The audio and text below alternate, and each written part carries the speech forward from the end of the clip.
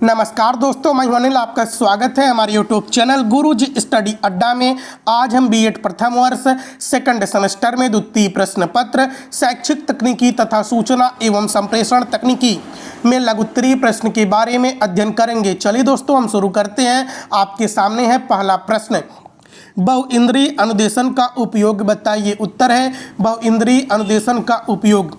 बहुइंद्रिय अनुदेशन का उपयोग उच्च स्तरीय शिक्षण तथा अनुदेशन में किया जाता है। इसके उपयोग से पाठ्यवस्तु पर स्वामित्व होता है। बोध स्तर की शिक्षण व्यवस्था में मॉरिसन तथा ब्लूम ने अनुभव के स्रोतों का उल्लेख नहीं किया है। देखिए दोस्तों, बहुइंद्रिय अनुदेशन का उपयोग उच्च स्तरीय शिक्षण संस्थानों में उच्च स्तर की शिक्षा प्राप्त करने में इसका अधिक उपयोग किया जाता है।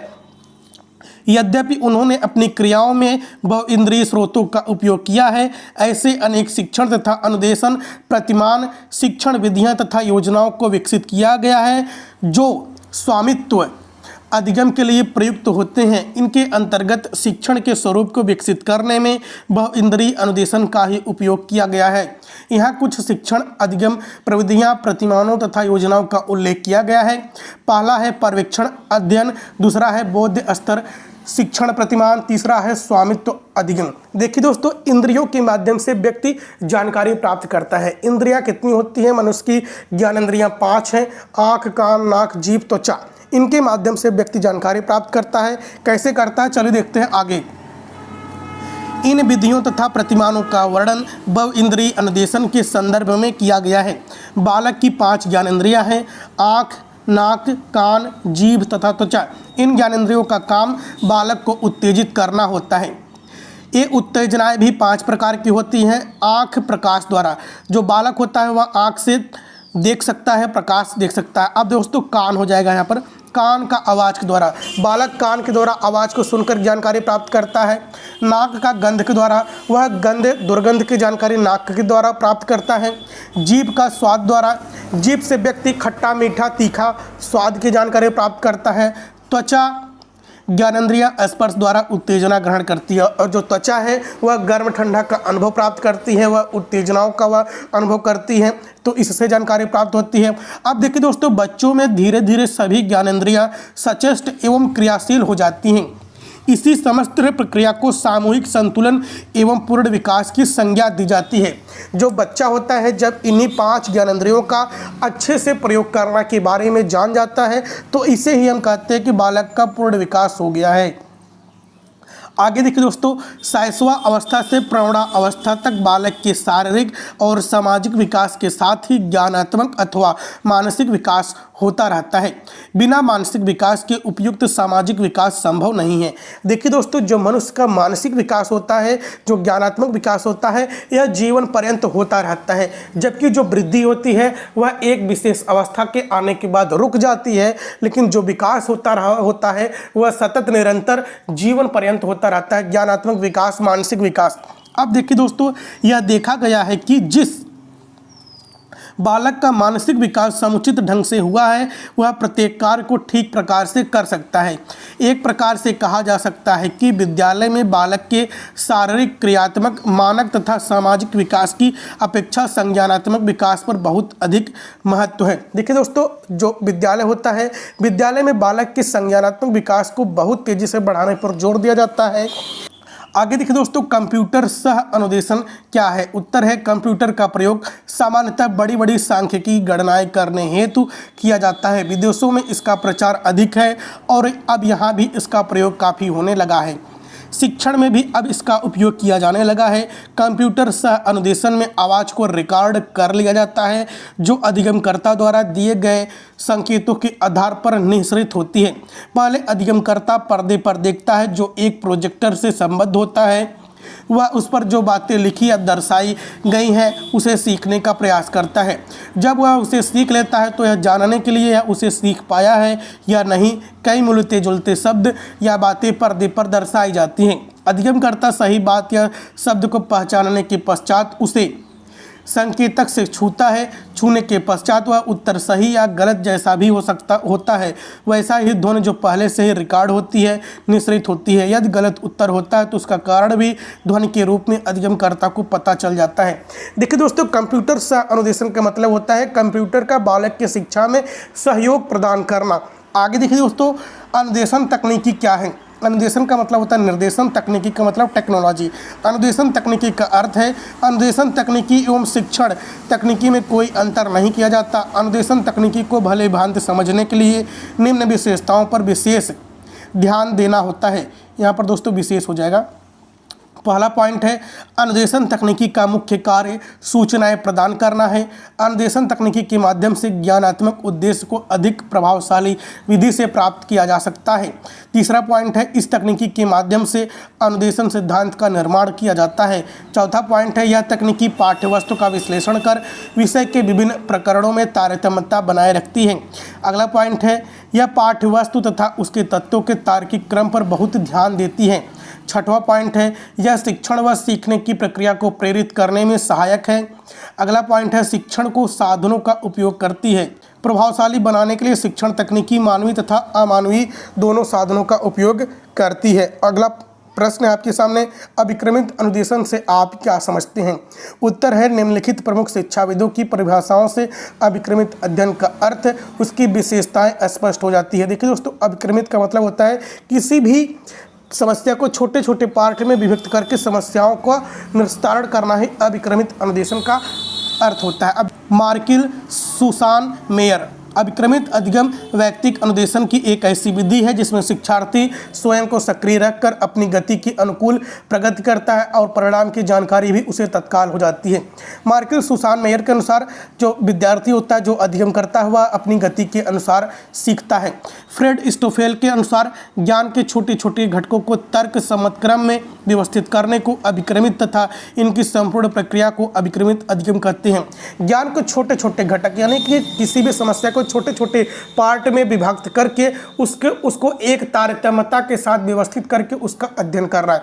एडगर डेल के अनुसार अभिक्रमित अनुदेशन या अध्ययन पूर्व निर्धारित व्यवहार को सीखने को सुनिश्चित करने हेतु एक क्रमबद्ध पदा अनुपद स्टेप बाय स्टेप स्वशिक्षण कार्यक्रम है।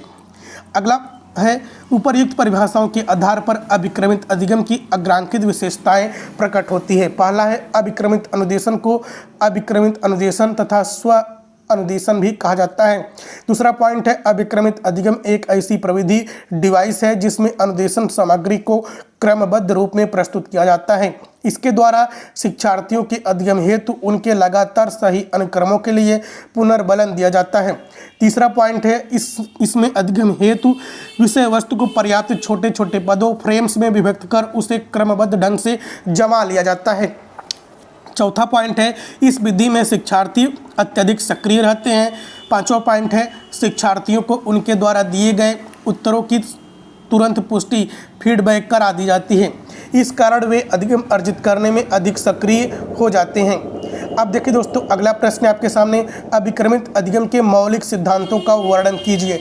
उत्तर है अभिक्रमित अधिगम के मौलिक सिद्धांत। पहला है लघु पदोच्चरणों का सिद्धांत।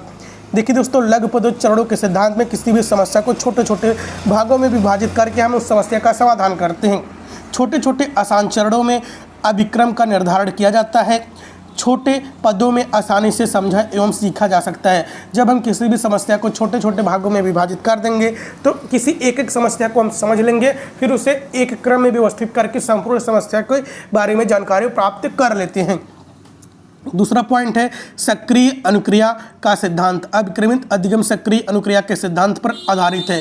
पाठ से सक्रिय रूप से सम्मिलित होने वाले विद्यार्थी अच्छी प्रकार से सीखते हैं। जो विद्यार्थी सक्रिय रूप से पाठ में विषय वस्तु में रुचि लेते हैं वह जल्दी सीखते हैं, वह अच्छी प्रकार से सीखते हैं, जिसे सक्रिय अनुक्रिया का सिद्धांत कहते हैं।